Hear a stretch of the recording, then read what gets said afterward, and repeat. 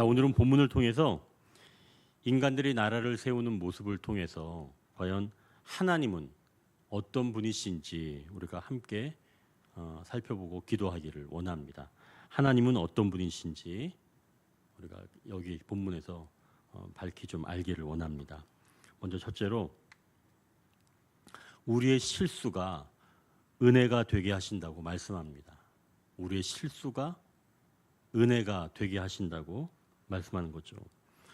오늘 그 본문을 한 줄로 우리가 요약을 한다면 말씀드렸던 것처럼 다윗의 집은 점점 강하여지고 사울의 집은 점점 약하여진다라고 말할 수 있습니다. 다윗이 헤브론에서 유다 지팡의 왕으로 있을 때 조금 전에 말씀드렸던 것처럼 4명의 아내를 더 맞이하는데요. 2절에 보니까 큰 아들은 아히노암에게서 나온 암논이라는 겁니다. 이제 이 아히노암은 원래 있었던 아내죠. 근데 그 아들 암논은 이 다윗의 장자입니다. 자, 그럼 이 암논이라고 하는 이 뜻은 진리 또는 성실이라고 하는 그런 뜻이에요. 자, 그렇다면 다윗이 이 아들들을 낳고 신앙의 자세가 어땠는지 알 수가 있다는 거죠. 진리, 성실. 그 둘째 아들은 지금 길르압입니다. 이 길르압은 그 아버지가 번창하신다라고 하는 뜻입니다. 그리고 셋째 아들이 압살롬인데요. 이 압살롬은 평화의 아버지라고 하는 뜻이죠. 자, 그럼 아들들의 이 모든 이름이 다윗이 어떤 신앙을 가지고 있는지 지금 보여주는 거죠. 또한 고대 사회에서 이 아들들은 곧 힘의 상징이었습니다. 그러니 다윗이 헤브론에서 얻은 자식들이 점점 많아지는 것은 곧 점점 강해진다라고 하는 거죠. 반면 사울의 집에는 지금 후사가 없고 오히려 아브넬과 이스보셋의 갈등만 나타납니다. 그러니 다윗의 집은 점점 강하여지고 사울의 집은 점점 약해져 가는 거죠. 자, 그럼 다윗이 이렇게 헤브론에서 얻은 아내 그리고 이 자식들 이런 것들이 정말 긍정적인 모습으로만 봐야 할까요? 다윗의 큰아들 암논, 아마 우리가 그 뒤에 가면 또 살펴볼 수 있지만 또 아시는 분도 많이 계시죠. 이 암논은 자기의 이복 동생인 이 압살롬의 누이인 다말을 범하게 됩니다. 그래서 그 일로 인해서 압살롬이 암논을 살해하게 되죠. 그리고 다윗 왕도 쫓아버리고 자기가 왕의 자리를 차지하는 일이 발생을 합니다. 결국 그 일로 인해서 압살롬도 죽게 되죠. 결국 다윗은 큰 아들도 잃고 셋째 아들도 잃게 됩니다. 아들들을 다 잃게 되는 거예요. 또 넷째 아들인 이 아도니아는 다윗이 죽은 이후에 솔로몬이 왕으로 올라설 때 그때 이 아도니아가 먼저 자기가 왕의 자리를 얻을 수가 있지만 양보하는 대신 아버지의 첩인 그 아비삭을 달라고 요구를 하죠. 결국 그 요구를 들은 이 솔로몬의 어머니 밧세바는 뭐 그 정도는 줄 수 있지 않을까 해서 왕인 솔로몬에게 얘기를 했더니 솔로몬은 그 이야기를 듣고 만약 아버지의 첩을 준다면 그가 나라를 원하는 것이 아니겠는가라고 하는 이야기를 하면서 결국은 그 넷째도 죽게 되죠.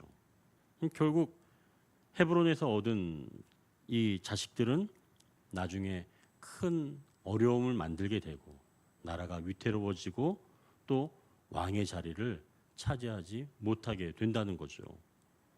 그럼 왜 이런 일이 일어날까요?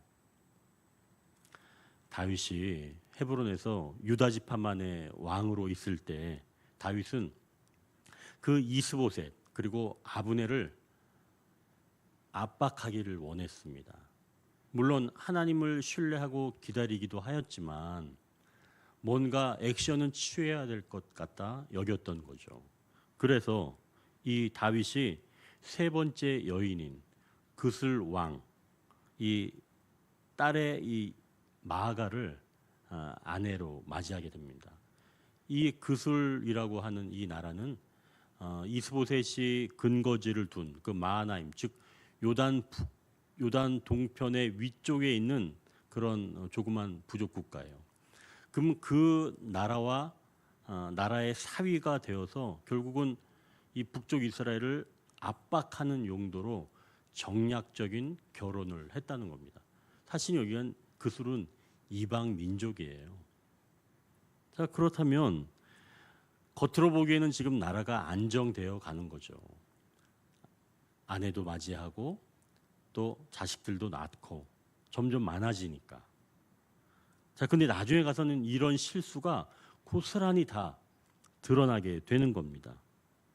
그러니 무언가를 세우려 할 때 내가 평안을 어떻게 추구하고 있는가, 그러한 것을 확인할 수가 있어야 한다는 것이죠.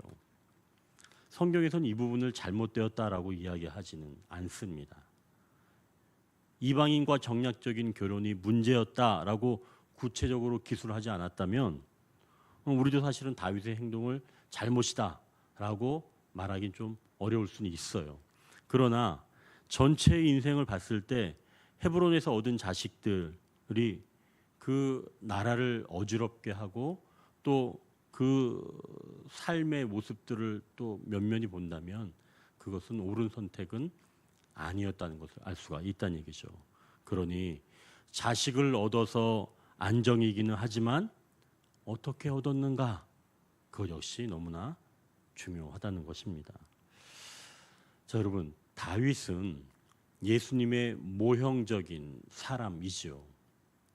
그래서 그를 통해서 이스라엘을 어떻게 만들어 가시는지 보여주는 역할이 바로 다윗의 역할입니다. 그럼 이러한 실수 같은 일을 어떻게 평가할까요? 주님은 다윗의 이러한 실수를 통해 어떻게 평가하시고 어떻게 만들어 가시는가, 그 말씀입니다. 바로 그것은 은혜를 얻게 하신다는 거예요. 그 실수를 통해서 은혜를 얻게 하신다는 겁니다. 다윗의 생각은 빨리 통일 왕권을 찾아야 되겠다, 그리고 안정적으로 세워야 되겠다라고 하는 뜻에서 이방에 영향력 있는 그 나라의 공주를 아내로 맞이하였지만, 하나님은 그 실수를 통해서 모든 사람을 받아주시는 근거로 삼게 된다는 것이죠. 그러니까 이방인이라고 하더라도 하나님 나라의 상속자로 받아주시고 새로운 삶을 살 수 있도록 신분을 변화시켜 주신다는 것입니다. 그러니까 이 다윗의 실수가 예수 그리스도를 통해서 오히려 이방인들까지 더 품어낼 수 있는 그러한 길을 열어가는 그러한 은혜로 덮어가 주신다는 거죠. 결국은 다윗은 이스라엘을 신속하게 또 안정적인 그런 나라를 만들기 위해서 이방인의 힘을 구하였지만, 주님은 그 실수를 통해서 이방인의 길을 열어놓으시는 바로 그런 통로를 삼으셨다는 것입니다. 결국 주님은 실수를 통해서도, 우리의 실수를 통해서도 하나님 나라를 더욱더 굳건하게 세워가시는 줄 믿으시기를 바랍니다. 주님은 그러한 솜씨가 있으시다는 거예요. 솜씨가 없다면 어떻게 될까요? 솜씨가 없다면 만약 상대가 실수한다면 큰 책망을 하죠. 너 왜 그렇게 했어? 이렇게 큰 실수를 왜 했어?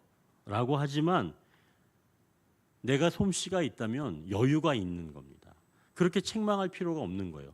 그 실수를 통해서도 얼마든지 만회할 수 있고 더 아름답게 꾸며낼 수 있는 그런 능력이 있으니까 그렇게 실수를 책망이나 그런 것이 않고 오히려 은혜로 더 큰 그림을 그려갈 수 있다는 것이죠. 이제 우리 삶을 한번 좀 돌아보십시오. 우리도 누군가 실수한다면 어떤 이유에서 실수했는지 또 그 말을 한번 좀 들어봐야 합니다. 무턱대고 꾸짖는 것이 아니라 왜 그렇게 했는지 살피는 것이 필요하다는 것이죠. 이야기를 듣고 의도가 좋았는데 잘못한 것이라면 잘 알아듣게 만들어서 좋은 의도와 좋은 방법들을 제시해주고 또한 그걸 통해서 다시 새롭게 세워간다면 실수도 은혜가 되게 하시는 그 주님의 솜씨를 조금은 맛볼 수가 있다는 것이죠. 우리가 이것을 기억하고 하나님은 우리의 실수가 은혜가 되게 하시는 분이라는 사실을 믿으시길 바랍니다. 이제 두 번째, 하나님은 분열로도 뜻을 이루신다고 말씀합니다. 이 북쪽 11지파의 왕인 이 이스보셋이 이 군대장관 아브넬을 질책하는 거죠. 이유는 우리가 나누었던 것처럼 네가 왜 우리 아버지 선왕인 사울 왕의 첩을 왜 네가 품고 있느냐, 왜 통관하느냐. 자, 이 아까도 말씀드렸던 것처럼 선왕의 그 첩을 취하는 것은 곧 정권을 장악한다는 이야기입니다. 그러니 이스보셋은 아브넬의 행위가 반역이라고 말하는 거죠. 그랬더니 이제 이 아브넬이 심하게 격노하는 겁니다. 내가 진작에 다윗에게 이 나라를 넘길 수 있었지만 내가 사울과 의리를 지키기 위해서 너와 내 가족들을 왕위를 이렇게 이어줬는데 이제는 나를 개로 여기는구나. 아브넬이 이렇게 이야기를 하죠. 사실은 하나님께서 원래 다윗에게 주려고 했던 건데 내가 지금 그동안은 막아서 그런 거지 네가 지금 그걸 모르고 있구나. 이 아브넬이 이스보셋에게 이렇게 이야기를 하는 겁니다. 이제는 그럴 이유가 없어졌다라고 이스보셋에게 이야기를 하죠. 그러니까 이스보셋이 놀라서 아무런 말을 못하는 겁니다. 결국 하나님이 세우실 나라를 더 늦추고자 했던 그 세력들 간에 분열이 일어나기 시작한 겁니다. 하나님은 분열로도 하나님의 뜻을 이루시는 줄 믿으시길 바랍니다. 이건 다윗이 무엇을 준비해서 얻어지는 것이 아니라는 거죠. 아까 말씀드린 것처럼 다윗이 이방 공주를 데리고 와서 그 힘으로 상대를 맞이해서 이렇게 취하려고 하지 않아도 하나님은 얼마든지 그 내부의 분열로도 그들을 파쇄시켜서 하나님의 뜻을 이뤄 가신다는 거죠. 인간은 초조하여서 일을 버리지만 하나님은 그렇지 않은 겁니다. 굳이 그들을 이간질해서 분열을 조장할 이유도 없어요. 왜 그러냐면 스스로 그 역할들을 해내기 때문입니다.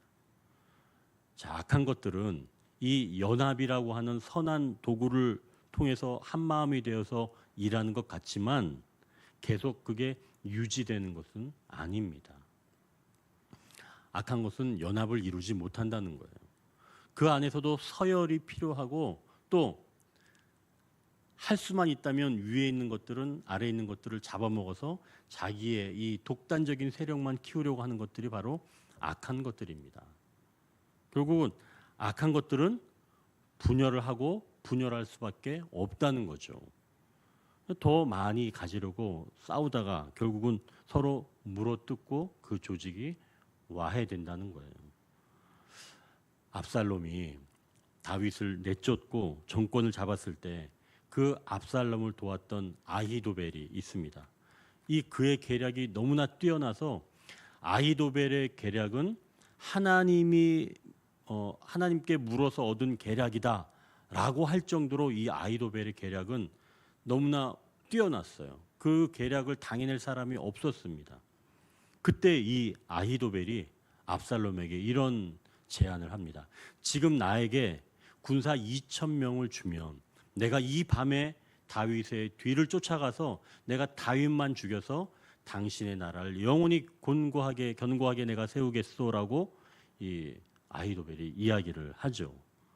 그때 이 압살롬이 그 이야기를 듣고 그렇다면 너의 이야기 말고 이제 다윗의 친구인 후세의 이야기도 한번 들어보겠다라고 이 압살롬이 이야기를 합니다.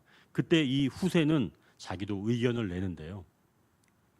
후세는 아히도벨의 그 의견을 반대합니다. 왜 반대하냐면 다윗은 그동안 전쟁터에서 갈고 닦은 그런 실력자다. 우리가 섣불리 단 몇천 명 가지고 그를 잡을 수가 없다라고 이야기를 하면서 그것보다는 더 많은 군사를 모아서 우리가 다윗을 잡는다면 이 나라가 굳건하게 세워질 거다라고 후세가 제안을 하게 됩니다. 압살롬은 두 사람의 이야기를 다 듣고 아히도벨의 계략보다는 후세의 계략이 더 낫다라고 해서 후세의 계략을 따라가게 되죠. 자, 그러면 하나님께서 이 사건을 어떻게 만드셨는지 사무엘하 17장 14절에 이렇게 말씀하는데요. 압살롬과 온 이스라엘 사람들이 이르되 아렉 사람 후세의 계략은 아히도벨의 계략보다 낫다 하니 이는 여호와께서 압살롬에게 화를 내리려 하사 아히도벨의 좋은 계략을 물리치라고 명령하셨음이더라. 이처럼 하나님은 내부의 분열로도 하나님의 뜻을 이루신다는 것을 믿으시길 바랍니다. 그러니 내 편에서 아무것도 갖추지 못하였다고 해서 너무 낙담할 이유는 없다는 거죠. 이때 다윗은 도망다니는 신세였어요. 자신이 할 수 있는 것은 아무것도 없었습니다. 물론 그가 딱 한 가지 했던 일이 있어요. 15장 34절에 그가 한 가지 일이 뭐였냐면 그때 그 자기 친구 후세가 자기를 맞이하러 나왔을 때 그 후세에게 부탁하는 겁니다. 이렇게 부탁했어요. 그러나 네가 만일 성읍으로 돌아가서 압살롬에게 말하기를 왕이여 내가 왕의 종이니이다. 전에는 내가 왕의 아버지의 종이었더니 이제는 내가 왕의 종이이다 하면 내가 나를 위하여 아히도벨의 모략을 패하게 하리라.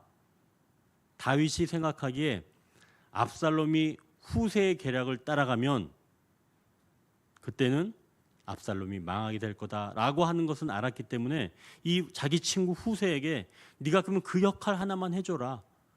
다윗에게는 아무런 지금 할 수 있는 일이 없었죠. 오히려 그냥 후세에게 가서 내 아들 압살롬의 그 계략을 무력화시켜달라. 그것밖에 하는 것이 없었습니다. 결국 후세가 압살롬에게 가서 자기가 그 신하가 되겠다고 해서 결국 압살롬이 아히도벨의 계략을 따라가지 않고 후세의 이 계략을 따라가게 되어서 다윗을 죽이는데 실패하게 되지요. 결국 다윗이 한 건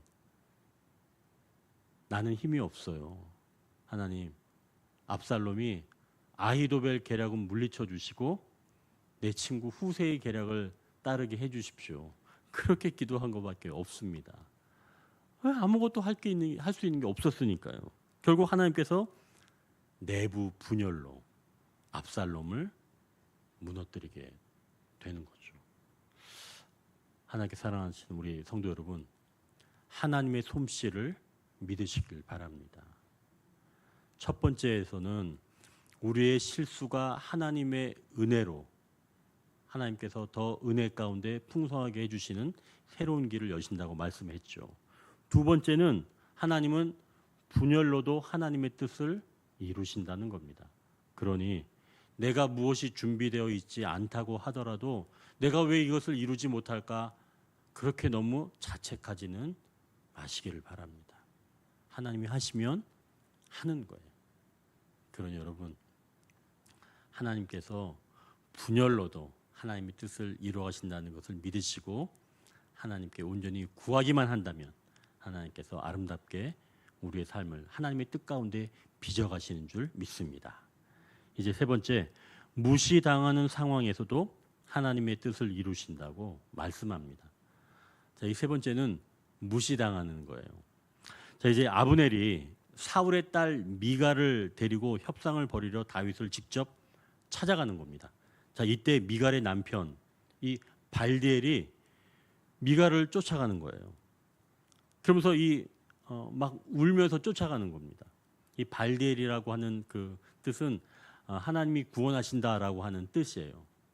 그런데 지금 아내가 끌려가고 있으니까 다윗의 요구에 끌려가고 있으니까 이 발디엘이 미갈을 쫓아서 울면서 따라가는 겁니다. 얼마나 안쓰러워요. 다윗 이래도 되는 거예요, 도대체. 사실은 이게 뭐 잘못된 건 아니에요. 적법합니다. 왜 그러냐면 다윗이 사울에게 쫓겨서 도망 다니면서 어쩔 수 없이 떨어지게 된 거였죠. 그때 사울이 미갈을 다른 곳으로 시집을 보내버렸죠. 그러면 도망 다니는 입장에서는 정식으로 이혼한 것이 아니기 때문에 전장에서 살아 돌아온 그런 남편은 아내를 다시 요구할 수 있는 권리가 있습니다. 고대엔.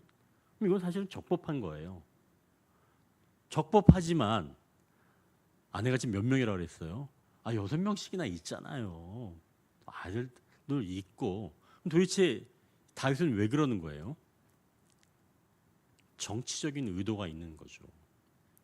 사울의 딸을 얻음으로 이 나라가 정식적으로 나에게 넘어온 거다라고 하는 적법성에 대한 문제입니다. 그래서 미갈을 취하려고 하는 거죠. 그럼 미갈을 취하지 않는다고 적법하지 않은가? 그건 아닐 텐데도 다윗은 그러한 형식을 취하는 겁니다. 그럼 나중에 이 다윗이 미갈이랑 살 수 있어요? 못 살아요. 살게 되나요? 못 살죠. 하나님은 사울 집안이랑 엮이는 걸 별로 좋아하지 않으시기 때문에 사실 갈라놓으시는 거죠. 영과 육체는 같이 있는 게 아닙니다. 분리돼야죠. 그것처럼 분리가 되는 거예요. 자, 그러면 여기서 이 아브넬이 이제 이 미갈의 남편에게 어떻게 하는지 16절 한번 보십시오. 아브넬이 발디엘에게 뭐라고 한다고요? 돌아가라. 아주 가볍게 명령하는 겁니다. 울면서 막 쫓아오는 그 남편한테 돌아가. 이렇게 말 한마디 던지는 거예요. 그랬더니 발디엘은 뭐라 그래요? 발디엘이 뭐라 그래요? 한번 찾아보십시오. 뭐라 그러죠? 아무 소리 못해요. 뭐라고 그럴 수가 없어요. 아무 소리 못하는 건 누구랑 똑같냐면 이스보셋이랑 똑같은 겁니다. 이스보셋도 아무 말 하지 못한다고 이야기를 하고 있어요. 그러면 지금 누가 말을 다 하고 있는 거예요? 아브넬이 다 하고 있는 겁니다. 다윗과 아브넬이 지금 주도적인 역할로 지금 통일 왕국을 만들어가고 있다라고 지금 하는 거죠. 그러면 지금 이 아브넬을 통해서 또 다윗을 통해서 이 발디엘, 이스보셋은 무시당하고 있는 상황인 거죠. 이런 현실에 지금 봉착되어 있는 겁니다. 자, 그럼 이들의 뜻대로 이렇게 될까요? 그렇지 않습니다. 아브넬은 물고만 터주는 역할만 하고 요압에 의해서 사라집니다. 자기 동생을 요압이 알게 되죠. 자기 동생을 죽인 게 바로 아브넬이니까 요압을 죽여버리죠. 결국 이 아브넬은 물고만 터주는 역할만 하는 거예요. 다윗도 아브넬을 얻어서 요압이라고 하는 그 말 안 듣는 그 군대장과 좀 견줄 대상으로 아마 좀 삼으려고 했지만 그마저도 뜻대로 되지 않은 거죠. 결국 무시당하고 무시하는 그런 현실이지만 주도적인 자들의 생각과 계획대로는 일이 이루어지지 않는다는 겁니다. 그럼 이 시대는 어때요? 이 시대도 마찬가지예요. 나라의 일과 어떤 국제적인 그런 관계의 일도 보면 주도적인 사람들에 의해서 그 일이 좌우지됩니다. 자기네들이 이익이 있는 것을 통해서 이렇게 일을 만들어가죠. 결국 각자 개인적인 이익을 위해서 일하는 거예요. 근데 그 서민들은 어때요? 서민들은 그 숫자 하나에 울고 웃잖아요. 근데 그들은 사실은 별로 무감각합니다. 하지만 이 땅의 역사는 그렇게 한두 사람을 가지고 좌우지되는 게 아닙니다. 하나님의 보이지 않는 손길은 이 땅의 역사를 단단하게 붙잡고 있다는 사실이죠. 그들은 하나님이 전혀 없는 것처럼 여기면서 결정하고 실행하지만 하나님은 실수와 분열과 무시당함 속에서도 하나님의 뜻을 이루어 가시는 줄 믿으시길 바랍니다. 우리가 가진 것을 보면 답답할 수 있습니다. 무엇 하나 제대로 할 수 없는 내 이 상황, 또 어떤 것을 할 만한 그런 힘도 없고 또 경험도 없어서 내 자신을 보면 너무나 초라해집니다. 그러면 그렇다고 일이 안 될 것 같아요? 그렇지 않다는 겁니다. 오늘 말씀을 보면 하나님은 이렇게 저렇게 개입하셔서 일을 만들어 가시고 열매를 맺으신다는 거예요. 내가 뭔가 좀 다 주도적으로 다 준비해서 될 것 같지만 그렇게 안 된다는 겁니다. 그러니 아무것도 없는 나를 보고 힘들어하지 마시고 오히려 하나님께서 이 모든 것들을 잘못된 실수 그리고 악한 것들의 분열 그리고 무시당함을 통해서도 하나님은 하나님의 뜻을 이루어간다는 것을 기억하시고 다시 한번 우리가 함께 기도의 자리로 나아가기를 원합니다. 하나님은 기억하십시오. 우리의 어떠함의 문제가 아니라 하나님의 어떠함의 문제로 하나님의 뜻을 이루어 가십니다. 이제 오늘 우리가 이것을 기억하시고 나의 삶을 긍정하시는 저와 여러분 되시길 주님의 이름으로 축원합니다.